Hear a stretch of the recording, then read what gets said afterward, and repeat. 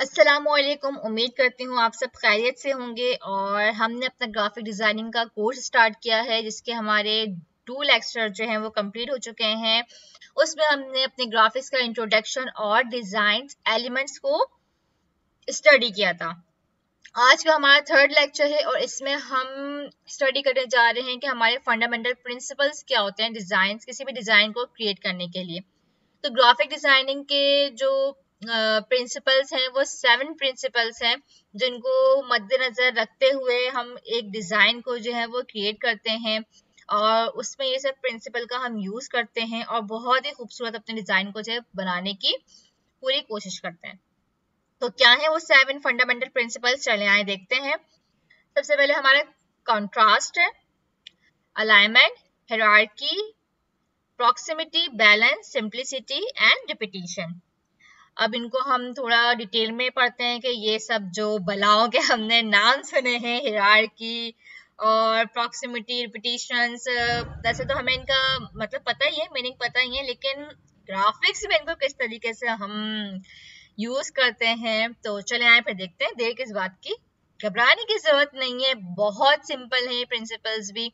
नाम सुनने में थोड़ा अजीब लगते हैं लेकिन पढ़ने में जब आप इनको समझ लेंगे तो आपके लिए कुछ भी मुश्किल नहीं है।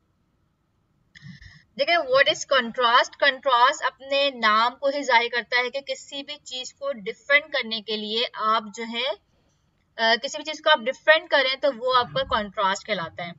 Contrast is used when two elements of designs are different. जब हमें डिजाइंस के अंदर किसी भी दो एलिमेंट्स के बीच में डिफरेंशिएट क्रिएट करना हो, उनको एक दूसरे से डिफरेंस करना हो, डिफरेंट करना हो, कि देखने से ही पता चल जाए कि ये दोनों एक दूसरे से डिफरेंट हैं, कुछ डिफरेंट रिप्रेजेंट कर रहे हैं।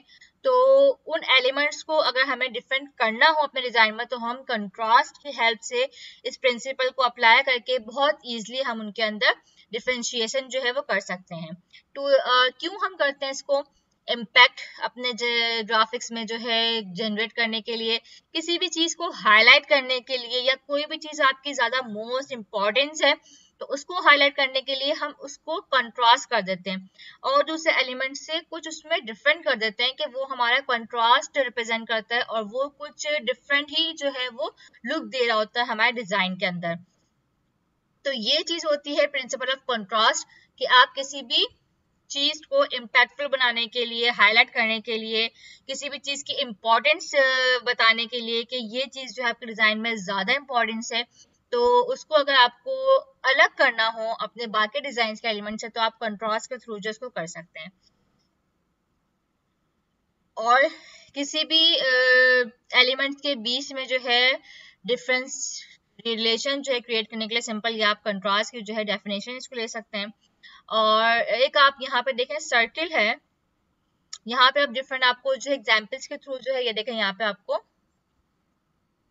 बताया गया है कि सर्किल है, you can't say it a big और स्मॉल, लाइटर और डार्कर। देखिए अब यहाँ पर एक आपको सर्किल जो है वो रिप्रेजेंट किया गया है, बनाया गया है, लेकिन अभी यहाँ पे आप कुछ भी नहीं कह सकते कि ये सर्किल जो है वो बड़ा है या छोटा है, लाइटर है या डार्कर है। तो अगर आपको ये चीज डिस्क्राइब करनी हो, इस चीज को आपको डिसीजन लेना हो, तो फिर आप क्या करेंगे? तो ये देखें, नेक्स्ट पिक्चर में देखें, ये देखें, इसको मैं जूम करके आपको रिप्रेजेंट करती हूँ। अभी हम सिर्फ इस पिक्चर पे फोकस करेंगे।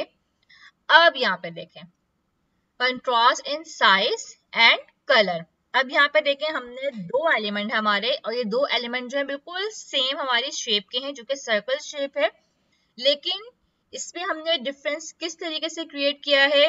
बाय द साइज और बाय द कलर। हमने इसमें कंट्रास्ट किस तरीके से क्रिएट किया है कि एक सर्कल का हमने साइज स्मॉल रखा है और एक का हमने लार्ज रखा है। तो ये हमारा कंट्रास्ट क्रिएट हो गया इन अ साइज में। और अगर हम कलर की बात करें तो एक का हमारा कलर जो है वो लाइटर है और एक का हमारा कलर जो है वो डार्कर है। तो ये हमारा कंट्रास्ट क्रिएट हुआ बाय द कलर।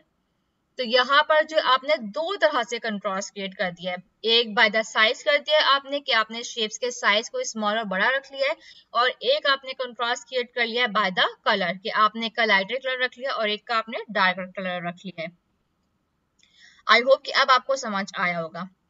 और ये तो बहुत ही इजी है कि किसी चीज को आपको डिफरेंट करना हो तो आप जो है बाय द शेप के थ्रू भी जो है वो कंट्रास्ट जो है वो क्रिएट कर सकते हैं कि आप उन दो एलिमेंट्स की जो है वो शेप जो है वो आप डिफरेंट क्रिएट कर दें। तो लाजमी सी बात है वो एक दूसरे से डिफरेंट लगेंगे, डिफरेंट लुक होगा उनका, तो आप सिंपली रिकॉग्नाइज कर सकेंगे कि ये चीज जो है भाई अलग है और ये चीज जो है कुछ अलग है। तो बाय द शेप भी जो है हम अपने डिजाइन में जो है वो एलिमेंट्स में जो है कंट्रास्ट जो है वो क्रिएट कर सकते हैं।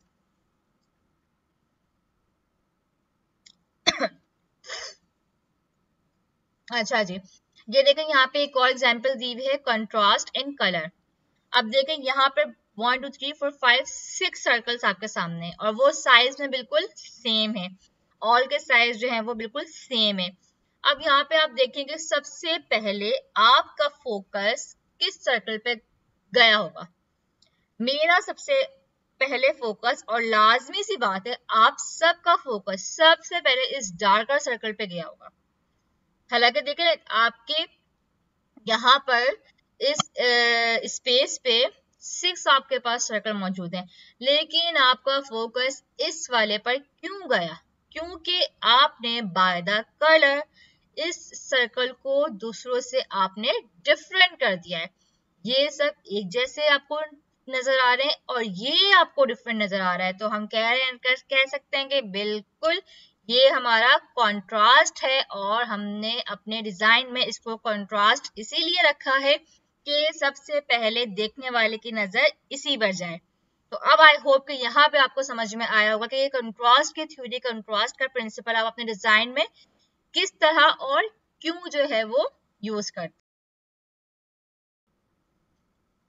सिमिलरली आप अपने डिजाइन में कंट्रास्ट जो है वो टेक्स्ट में भी आप क्रिएट कर सकते हैं।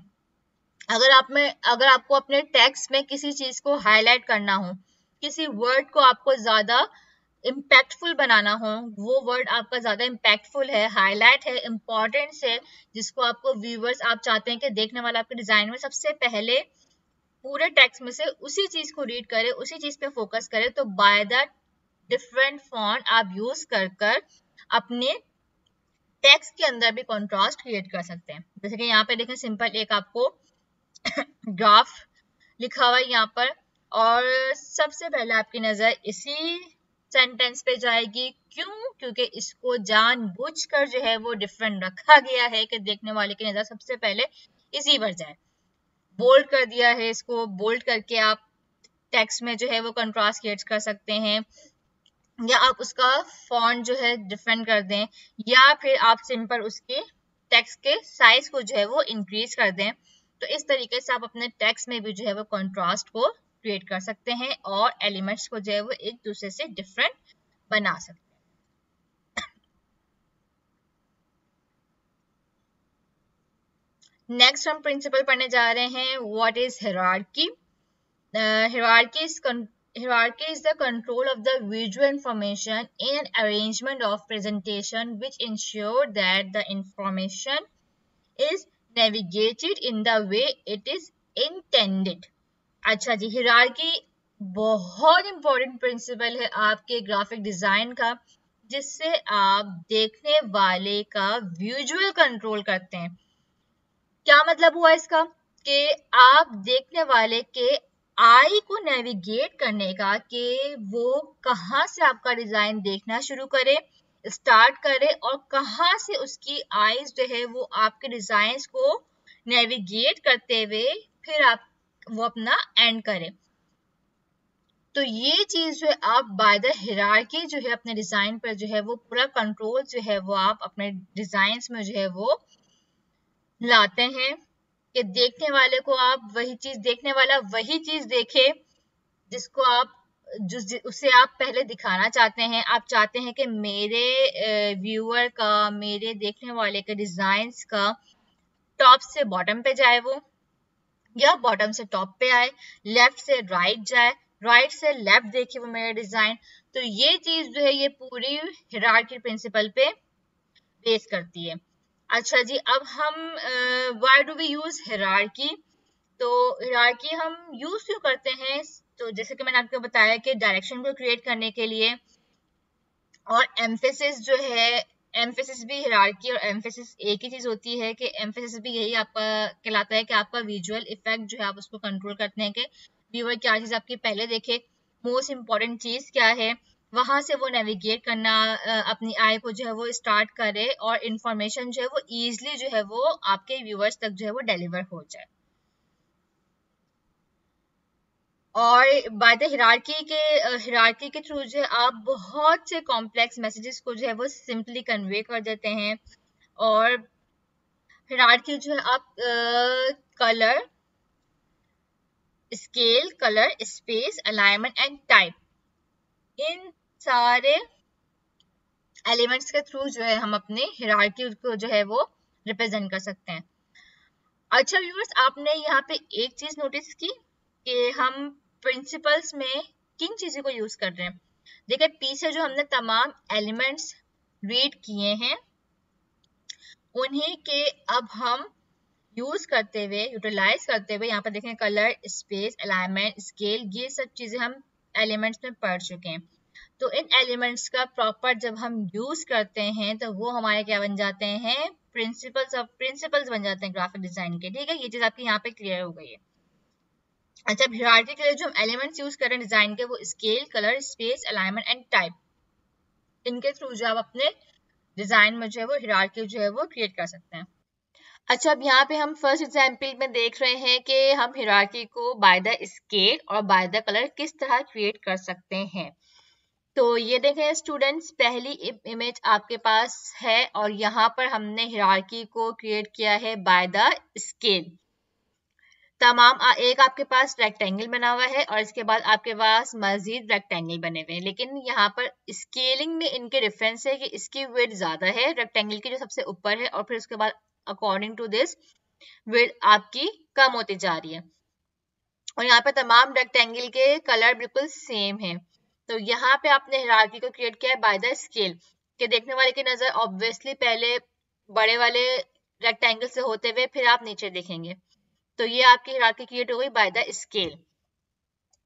सिमिलरली इसके अपोजिट हम यहाँ पे देख रहे हैं कि हमने यहाँ पर हिरार्की को क्रिएट किया है बाय द कलर, कि आपके रेक्टेंगल सेम है और उनकी विड्थ भी डिफरेंट है, लेकिन यहाँ पे जो आपकी हिरार्की क्रिएट हो रही है वो बाय द कलर इफेक्ट हो रही है, कि जो आपका डार्कर कलर होगा उसको आप पहले देखेंगे और देन फिर उससे आप नीचे लाइटर कलर पर आप विजुअल को, अपने आई को आप नेविगेट कर रहे हैं।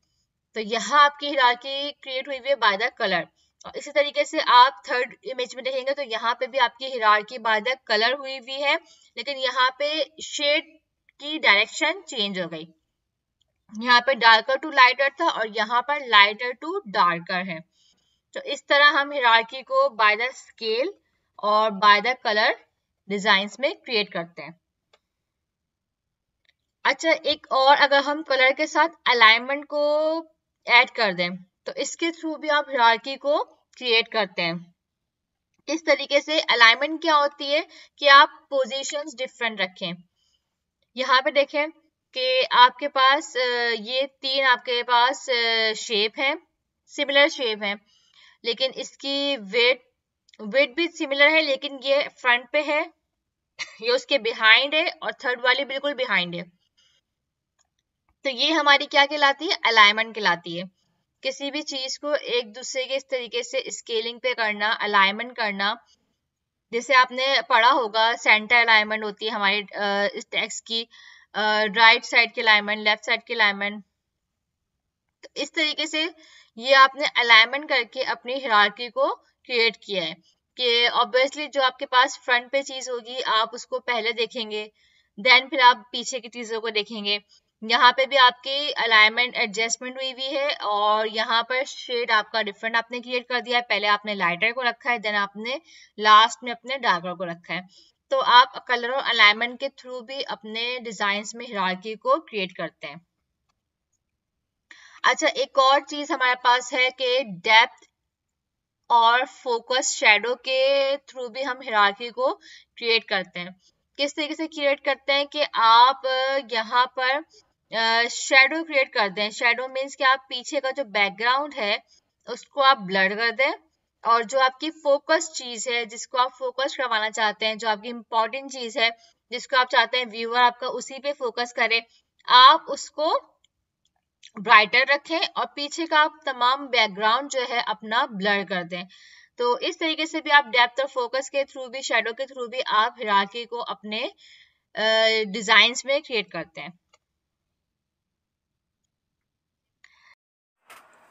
अच्छा, पीछे हमने एलिमेंट में भी स्पेस को डिटेल में देखा था कि हमारी पॉजिटिव और नेगेटिव स्पेस क्या होती है।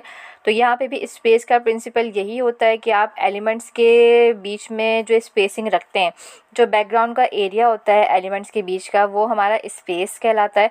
और स्पेस का प्रिंसिपल हम यूज़ करते हैं कि जिन एलिमेंट्स को हमें एक साथ दिखाना होता है, एक दूसरे के करीब दिखाना होता है, तो उनकी स्पेसिंग हम कम रखते हैं। और वो एलिमेंट्स जो हमारे डिज़ाइन में एक दूसरे से रिलेट ना कर रहे हों, उनकी इन्फॉर्मेशन एक जैसी ना हो, तो उन चीज़ों को हम अपने डिज़ाइन में उनकी स्पेसिंग हम दूर रखते हैं।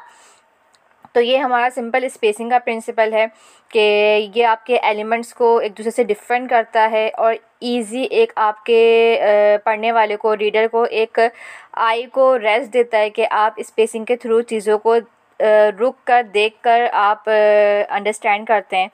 तो स्पेसिंग का यही प्रिंसिपल है कि आप एलिमेंट्स को एक दूसरे से डिफरेंट रखें ताकि देखने वाला उनको ईज़िली अंडरस्टैंड कर सके, और बहुत उसको आपके डिज़ाइन को अंडरस्टैंड करने में प्रॉब्लम ना हो। जितनी आपके डिज़ाइन में स्पेसिंग होगी, जितने एलिमेंट्स एक दूसरे से दूर होंगे और अच्छे से डिस्क्राइब किए हुए होंगे बाय द स्पेसिंग के थ्रू, उतना ही आपका देखने वाले के डिज़ाइन को समझने में बहुत जल्दी कोई भी फिर व्यूअर आपका डिज़ाइन ईज़िली देखकर फ़ौरन पिक कर सकेगा और उसको बहुत ही जल्दी अंडरस्टैंड कर लेगा। तो ये चीज़ आप क्रिएट करते हैं अपने डिज़ाइन के अंदर स्पेस के प्रिंसिपल को अप्लाई करके।